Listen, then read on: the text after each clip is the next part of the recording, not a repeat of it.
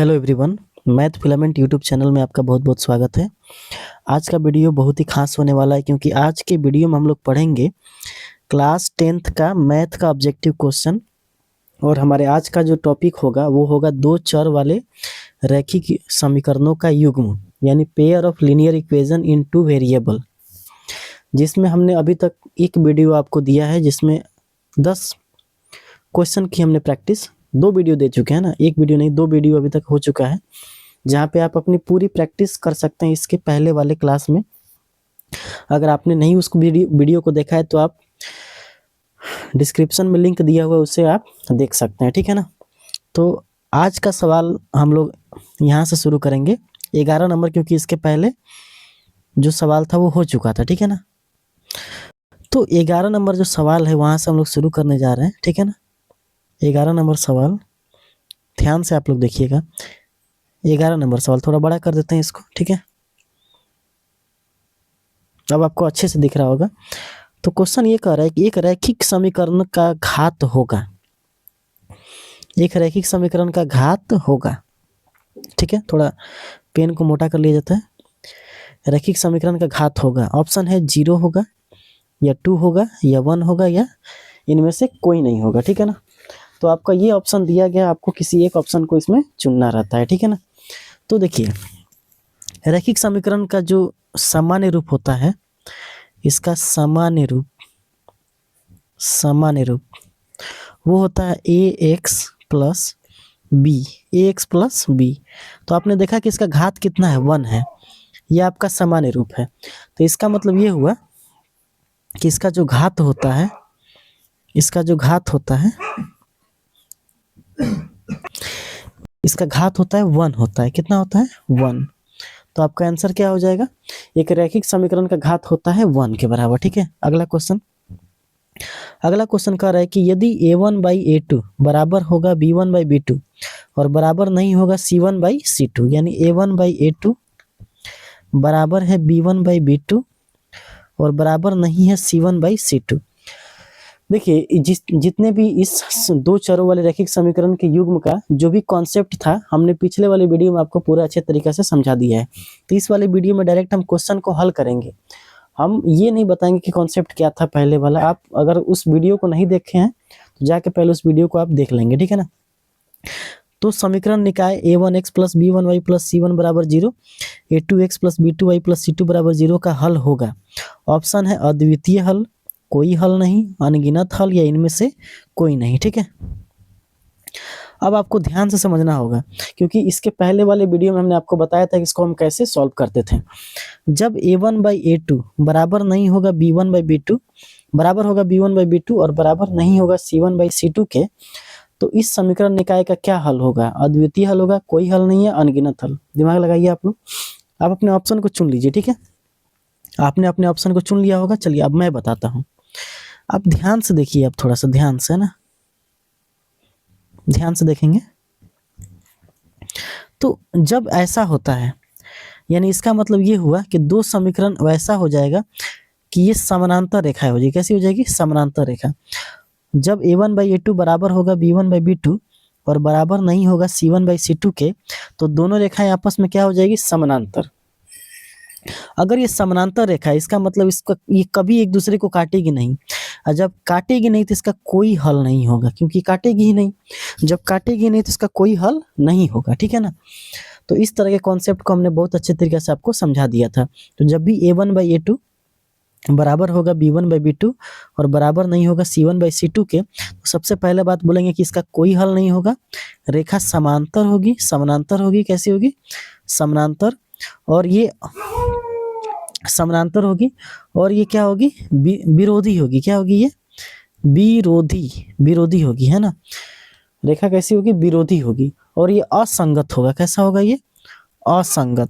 असंगत, ठीक है। तो इतनी सारी बातें हमने पिछले वाले वीडियो में कर दिया था आपको, ठीक है। अगला सवाल देखिए, बड़ा ही इंपॉर्टेंट है। अगला सवाल क्या कह रहा है? अगला सवाल कह रहा है कि y-4 बराबर 0 का आलेख कैसी सरल रेखा होगी? x अक्ष के समानांतर होगी या y अक्ष के समानांतर होगी या मूल बिंदु से गुजरेगी या इनमें से कोई नहीं। तो ध्यान से समझिएगा, ये हमारा हो गया, देखिए ध्यान से, ये हमारा हो गया, ये हो गया y और ये हो गया y डैश, ये हो गया x और ये हो गया x डैश, x डैश और x है ना, x डैश और x।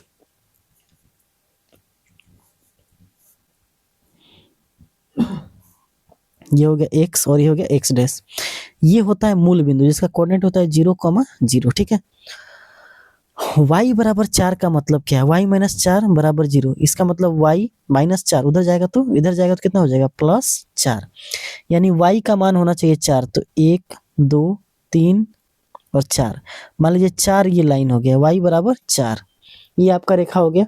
तो आपने क्या देखा, ये वाला जो अक्ष है इसको हम कहते हैं x अक्ष, इस वाले अक्ष को कहते हैं y अक्ष, क्या कहते हैं y अक्ष। तो y बराबर 4 का जो ग्राफ है, आप यहाँ पे जो आपने ग्राफ देखा y बराबर 4 का, ये आप किसके समानांतर दिख रहा है आपको, तो ये आपको समानांतर दिख रहा है x अक्ष के समानांतर। तो हमारा आंसर क्या हो जाएगा, x अक्ष के समानांतर। तो हम अब यहाँ पे चुन लेंगे अपना ऑप्शन x अक्ष के समानांतर, तो ये हमारा क्या हो जाएगा, सही आंसर हो जाएगा। अगर आपसे मान लीजिए, ये तो इसका तो ऑप्शन हो गया, लेकिन अब एक और सवाल आपसे पूछा जा सकता है, उसको मैं बता देता हूं मैं। मान के चलिए आपसे बुद्धि देता कि x माइनस 5 बराबर 0 का आलेख कैसा होगा। तो सबसे पहले आप इसको क्या कीजिए, x ये माइनस उधर जाएगा तो प्लस में, तो ये हो जाएगा +5। अब ये हमारा हो गया x और ये हो गया y, ठीक है। यहाँ पे हो गया y और ये हो गया y डैश, ये हो गया x और ये हो गया x डैश। x बराबर 5, देखिए तो एक x में खींचेंगे ना, 1 2 3 4 और मान के चलिए 5 यहाँ है, ठीक है ना। तो 5 से गुजार दीजिए उस लाइन को, क्या करेंगे, उस लाइन को 5 से गुजार देंगे। कलम चेंज कर देते हैं,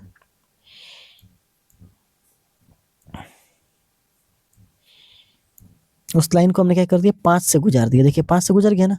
तो अब ये किसके समानांतर है, y अक्ष के समानांतर है। किसके समानांतर है, इसको हम कहते हैं y अक्ष, क्या कहते हैं इसको, y अक्ष, और इसको हम क्या कहते हैं, x अक्ष। तो आपने क्या देखा है, किसके समानांतर हो गया, y अक्ष के समानांतर। तो जब भी x बराबर, अब इसका कैलकुलेशन समझ लीजिए, है ना, कैलकुलेशन क्या आपको निकालना है, ध्यान से समझिएगा। मान के चलिए x बराबर दिया है प्लस माइनस k, और k हमारा क्या है, कुछ मतलब कि k हमारा रियल नंबर है, क्या हमारा k हमारा क्या है, रियल नंबर है। अगर x बराबर दिया है तो x दिया है ना, तो ये y के समानांतर होगा, y अक्ष के समानांतर, y अक्ष के समानांतर होगा, ठीक है। लेकिन अगर y बराबर प्लस माइनस k दिया है और k हमारा रियल नंबर है, तो y दिया है तो किसके समानांतर हो जाएगा, x अक्ष के समानांतर, x अक्ष के समानांतर। तो अब देखिए, अब आपने ये सब सीख गए हैं आप, तो इस सवाल को बनाने में आपको कोई दिक्कत नहीं होनी चाहिए, ठीक है ना। क्यों, देखिए y दिया है y माइनस 4, तो इसको पहले ऐसे कर लीजिए, y माइनस 4 बराबर 0, माइनस से उधर जाएगा तो प्लस, y बराबर k दिया है, तो y दिया है तो किसके समानांतर होगा, x अक्ष के समानांतर, y दिया है तो x के, x दिया है तो y के, बस बात खत्म। चलिए नेक्स्ट देखते हैं, नेक्स्ट क्वेश्चन ध्यान से समझिएगा, नेक्स्ट क्या कह रहा है, बड़ा कर देते हैं इसको, है ना। समीकरण 3x माइनस वाई बराबर 5 तथा 6x माइनस वाई बराबर k का कोई हल न हो, तो बताइए k बराबर 0 के बराबर नहीं होगा, k बराबर 10 के बराबर नहीं होगा, k बराबर 10 माइनस 10 के बराबर नहीं होगा, या k बराबर माइनस 10 होगा, जो भी हो। चलिए इसको समझते हैं। कोई हल कब नहीं होता है, कोई हल कब नहीं होता है, जब हम कहते हैं इसको a1/a2, अभी पढ़े हैं इसको, b1/b2 और बराबर नहीं होता है c1/c2 के, तभी तो कोई हल नहीं होता है ना। अब यहाँ से आप देखिए, इसको आप 1 मान लीजिए और इस समीकरण को आप 2 मान लीजिए, ठीक है। तो आप a1 का मान बताइए, a1 का मान कितना हो जाएगा, x के पास वाला 3 है, x के पास कितना दिया है, x के पास दिया है आपका 3, ठीक है। तो x के पास दिया है 3, तो a1 का मान हो गया। b1 का मान बताइए, तो y के पास कुछ नहीं है तो क्या है 1, लेकिन माइनस भी है ना, तो -1, और c1 का मान कितना हो जाएगा, ये हो जाएगा 5, कितना हो जाएगा 5। सेम टू सेम a2 का मान बताइए, a2 का मान कितना हो जाएगा, x के पास वाला 6, b1 का मान कितना हो जाएगा, b2 ना, b2 तो -2, और c2 का मान कितना हो जाएगा k, हमको तो के का मान निकालना है, तो हमको क्या करना पड़ेगा, हम देखिए A1/A2 हम दोनों में से इसमें से किसी को निकाल सकते हैं।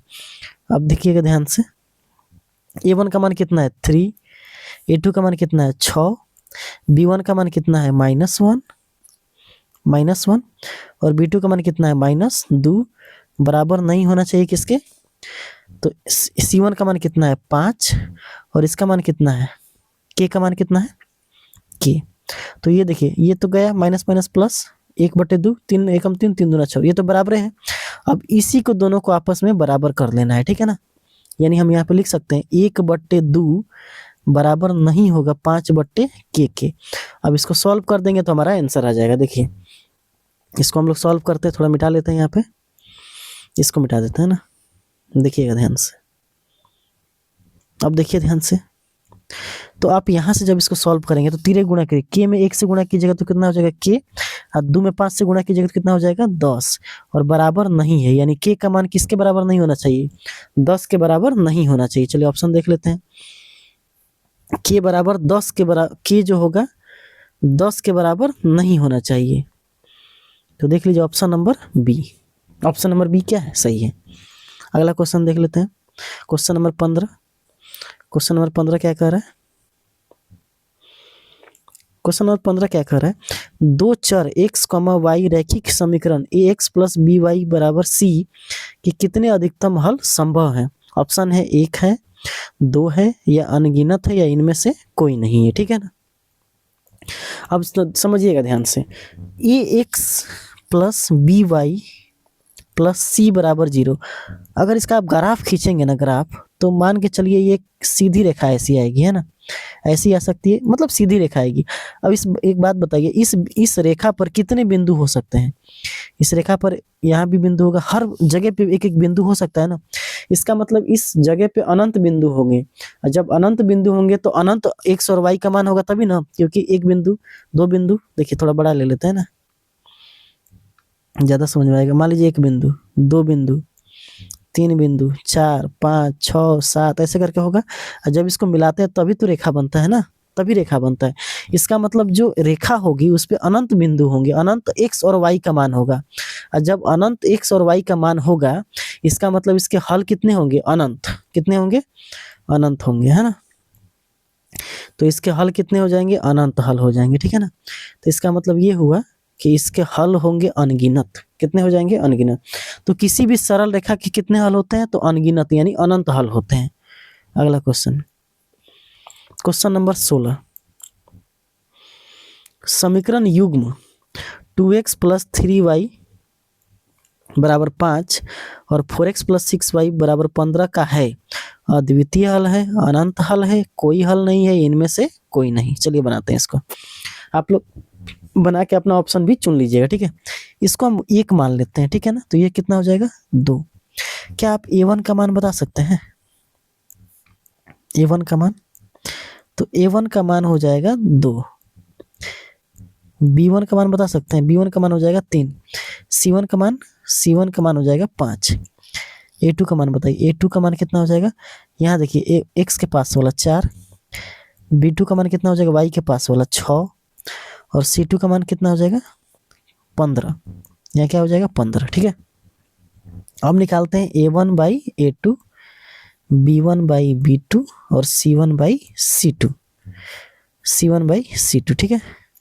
A1 का मान कितना है 2, B1 का मान कितना है, A2 का मान कितना है 4, B1 का मान कितना है 3, B2 का मान कितना है 6, C1 का मान कितना है 5, और C2 का मान कितना है 15। 2 एकम 2, 2 दूना 4, 3 एकम 3, 3 दूना 6, 5 एकम 5, 5 3 15। ये आ गया आपका 1/2, ये आ गया आपका 1/2, और ये आ गया आपका 1/3। इसका मतलब ये बराबर है और ये बराबर नहीं है। A1/A2 बराबर है, लेकिन B1/B2 बराबर नहीं है। और जब ऐसा होता है तब उसको हम कहते हैं कोई हल नहीं होगा, कोई हल नहीं होगा। तो यहाँ पे हमारा ऑप्शन क्या हो जाएगा, यानी हमने क्या निकाल दिया, A1/A2 A1/A2 बराबर B1/B2 और बराबर नहीं है C1/C2 के। और जब ऐसा होता है तो इसका होता है कोई हल नहीं होगा। कितना? कोई हल नहीं होगा। अगला क्वेश्चन 16 तक हो गया है, ठीक है ना।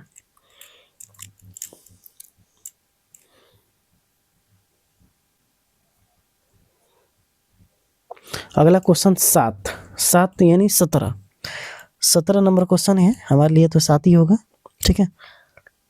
देखिए युगपत समीकरण 2x + 3y = 5 और 4x + 6y निकाय असंगत है, अद्वितीय हल है या अपरिमित रूप से अनेक हल है। चलिए इसको बना देते हैं, ठीक है ना। सबसे पहला काम क्या करेंगे, इस वाले समीकरण को मान लेंगे 1, तो लिखते हैं यहाँ पे 2x + 3y = 5। a1 का मान बताइए। a1 का मान 2, b1 का मान 3 और c1 का मान 5। यहाँ से a2 का मान बताइए। a2 का मान कितना हो जाएगा, x के पास वाला 4, b2 का मान कितना हो जाएगा 6 और c2 का मान कितना हो जाएगा 9, ठीक है। अब क्या करेंगे, a1/a2 निकालेंगे, तो a1/a2, ठीक है। कितना हो जाएगा a1/a2 का मान, तो 2/4, ठीक है। चाहे ऐसे निकालते हैं, a1/a2 हो गया b1/, अब निकालते हैं b1/b2 और फिर निकालते हैं c1/c2। a1/a2 का मान हो गया 2/4, ठीक है। अब निकलिए b1/b2 3/6, c1 कितना है 5 और c2 कितना है 9, तो 9।